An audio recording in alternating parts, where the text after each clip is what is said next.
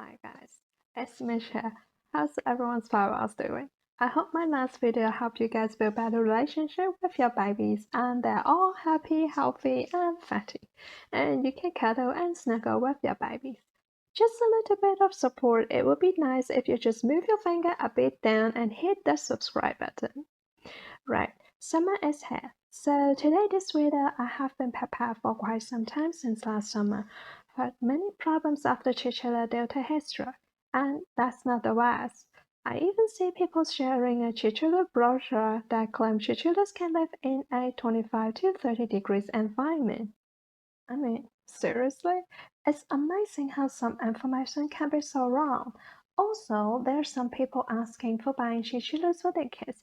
I realize there's a lot of information on the internet. Some websites might provide helpful information for a couple of things, but many contain inaccurate information. In today's videos, I will share some research and some facts about chinchillas. Now, people usually tell me the reason for buying a chinchilla is: number one, no maintenance is cheap regular diet, only water, hay and pellet are needed. Number two, they seem to sleep a lot and are pretty lazy animal who don't require much attention. Number three, they're super cute and fluffy, gentle temper and warm bite sounds good with children. Number four, they watched the Totoro anime, found them look alike and would like to have a real chinchilla. Now, let's break down people's perceptions of chinchillas and compare them with reality, shall we? Number 1. No maintenance. Indeed, chinchillas don't need much for their daily diet. But what about the sun? What about the temperature when you need an aircon? Plus their chewing toys. Is the size of the cage appropriate? I will go into more details about those I mentioned above. First, air conditioning. For them, the most suitable temperature is 16 to 20 degrees and 40 to 60% humidity. Some cheese can't even tolerate higher than 18 degrees. I will explain that later. And a high humid environment might cause bacteria and infections. Every summer, many incidents of the death of chinchillas due to heatstroke. Countless pet owners ask for help from breeders or take it to the vet. Some might be lucky to survive, but some not. People might think that 1 or 2 degrees difference is no big deal. Maybe next time they should try to wear a down jacket and play with their chins and clean the room, so you can imagine what it feels like with 1 or 2 degree difference. Here's an example. Bendy. His fur is uber dense. I took pictures of his ear with different colors and different temperatures. Blood pressures increase over time. Pumping blood to his ear to cool. It gets pinker and pinker. While the other babies are okay at around 20 degrees, it's very uncomfortable for him. Moreover, I noticed his sleep decrease when it's the higher temperature. His dropping was different from usual. He might use more energy to regulate his body. That is a sign of stress and harm his healthy growth. Furthermore, when I want to reduce his body temperature, it takes a couple of days for his ear color go back to normal. I just want to point out that chinchillas regulate their body temperature gradually, and it does not happen so quickly. Just as humans can undress or sweat to adjust body temperatures, our little friend can't sweat or unzip their fur. They regulate by circling blood to their ears.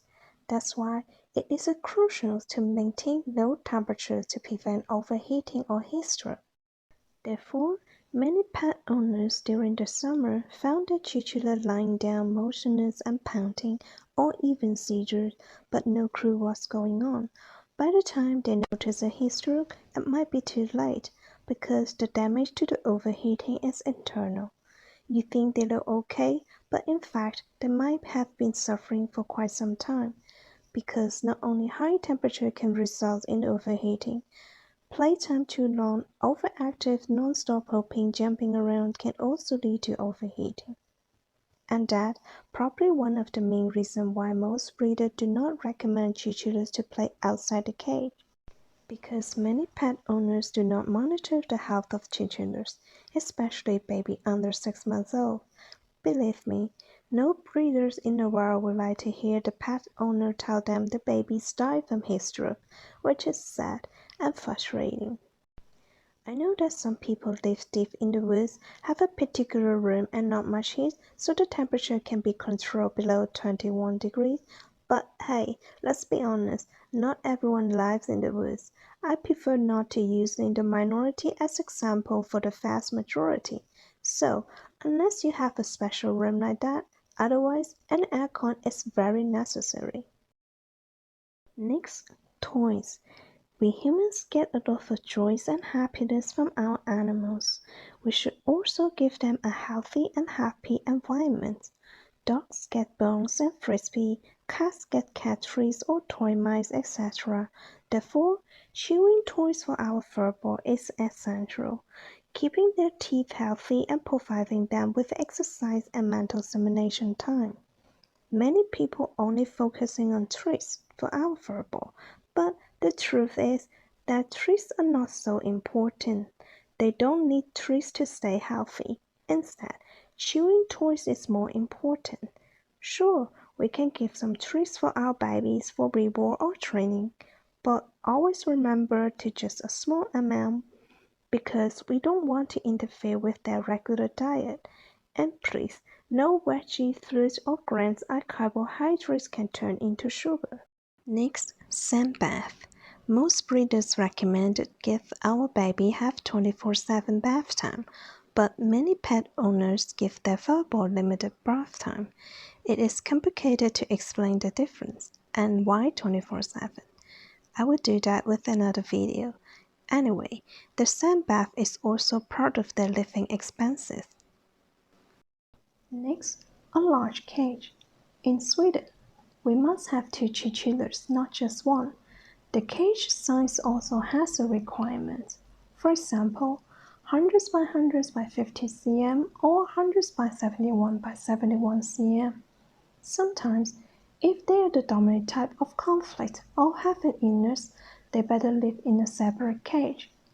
If your country does not require size, you should do some research before buying a cage, because not all large cages can meet every chinchilla's needs. Many people often think that chinchillas are super active and like to run and must buy an enormous cage. But the fact is that they are neither runners nor climbers. They have short front legs and non-hind legs to jump and hop off walls or rocks. This is how they escape in the wild. Despite the fact their legs are built to hop or jump, but that doesn't really mean they like to jump around 24/7. Then you might think, oh, let's build a high cage. But how high should the cage be to be safe? How much distance is safe for each jump board to ensure they will not be injured even fall? Keep in mind that chinchillas are easy to fall over by sudden noises or sudden movements. In order to create a safe and comfortable cage for our babies, we must understand their natural habit and then imitate their native habitat to build a suitable home for them. New Chanett has an excellent article about building chinchilla cage. I will put up a link below. So, after all this, I wonder if they still call no maintenance. Second, they sleep a lot. Yes, but they are crepuscular, not nocturnal. They are active during dawn and dusk hour. They do not only sleep during the day or night, but also during part of the day and night. Chinchilla Corner has an article explaining detail if you like to read more. Most people can't sleep in the same room with them. What noises they can make during the activities? Here's an example.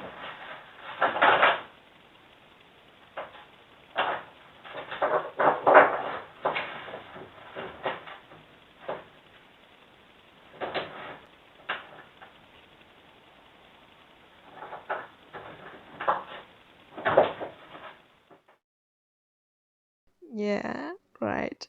This might not be the ideal sounds people want to hear during their bedtime. So, we don't want to get disturbed at our bedtime, but what about them? They also need a quiet environment to sleep and rest. I'm not sure most of kids can resist not to touching, taking pictures, chatting, and feeding them to wake them up, except you have a separate room to house them. Next, don't require much attention. Chinchillas are social animals. They need some social time with people. The less social time you interact with them, the more likely they will run away from you. They are prey animal. It is part of their nature to hide, but that doesn't mean they cannot build relationships with humans. I found my babies a high intelligence that their learning skill is comparable to my German Shepherd, although he passed away a few years ago. There's an old clips about my Shepherd's training and 7 days Chinchilla tricks videos. And I'm not exaggerating. I have 4 different character Chinchillas that are all successfully done with potty train. I know how smart they are and how many emotions attitude they have. I just want to say that teaching tricks or commands that to a Chinchillas are as easy as teaching a Shepherd. The German Shepherd is well known the world's third intelligent dog. I'm not saying a Chinchilla's intelligence is equal to a German Shepherd, since there are no IQ tests for Chin, but SmartPod HQ has an interesting article about how smart are Chinchillas. I found it utterly accurate. Still, most people do not understand how special they are, especially children might believe that they are just like rabbits that can easily pick up and hold them in their arms. And when people do not pay attention or try to penetrate deeply with their furballs habits, didn't get the hugs expected or run away from them, they might say it's a Chin thing. I think it's a bit inappropriate to describe our little friend this way. The Chin thing should be something more related to their natural program in their genes. For example, they are curious, alert, agile, and feel precious around predators, cats, and dogs. Not because they don't allow you to cuddle or avoid you. For that, I would say it is a human thing. It is the human lack of experience and understanding to tame the animals. If people want to cuddle or snuggle with them, it is possible. But you need to build trust first. There's no such a thing called a Chin thing. All the behavior they do must a reason behind it. People need to give more understanding to their animals when you want a chance to cook with you. So, Chinchilla do require some attentions, but how much time need to spend with each Chinchilla? It depends on each individual. It might take 5 minutes or 30 minutes. It depends on what you or your children want to achieve from the animals. In the last videos, I have shown how to build good relationships with your Chinchillas. Third, they don't bite. Most domestic Chinchillas you purchase from breeders are usually calm, especially those who have well tamed from the breeder, but sometimes mishandling or untamed Chinchilla can beat hard. That's Fizzy. In this video, she was just a few months old. It looked like she bit me. In fact, it was a nipple, a sign of infections, but she hasn't learned how to control what's a bit harsh. But after a few lessons, she already learned. And now I love that she nipples me. All you have to do is just give a tiny flips to the nose if they bit too hard. And next time, when they nipple it right, you give a treat. Imagine that most people don't know about this, and children can be caught with a rough bite. It is a huge mistake to considering they are similar to other rodents. The parents might need to do all the bonding activities before showing them to their kids to hold them and cuddle. Then that leads to my questions. Do you think your kids have enough perseverance and patience to tame a skittish animal to become an efficient animal? 4. Totoro anime. That's usually come from Asian country because of the Japanese anime My Neighbor Totoro, and they look alike. Totoro is a forest spirit in the anime, nice and soft and huge. Chinese called it a dragon cat, but in reality, Chinchillas is small and fragile. I have seen children try to chase the chinchilla but end up pulling their fur, constantly poking them in the cage, overexciting and toss super loud or squeeze too hard with the animals. And chinchilla's bone is fragile. If the children push too hard, it might harm the animals. I'm not saying all the children are like this.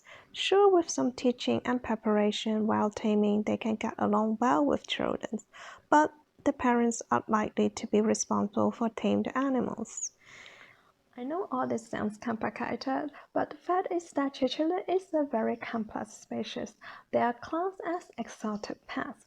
Many veterinarians have no experience with chinchillas compared with most traditional pets like cats, dogs, or hamsters. They are still not very common, and not much research for them either. But to be honest, as long as you have the right environment and have the time to bond with them, they are really awesome pets. So, summary for today's videos. Number one, don't buy chinchillas if you can't afford an air conditioning or stingy about the electricity bill. Number two, if you are considering buying a chinchilla for your kids, make sure you know what responsibility you are getting into. It is like you are adopting a new child. In the description below, you can find the author's article related to these videos. The Building Chinchilla Cage document has a copyright by Lill, and I have got her permission to translate into English and Chinese. You are free to read and share. If you have more questions, please leave a comment below. And if you would like to know why we should give our furball 24/7 bath time, why don't we feed them veggie and fruit such a dangerous food for them? Stay tuned for my next video. And thank you all for watching. I'll see you guys next time. And give your furball a little bye for me. Bye.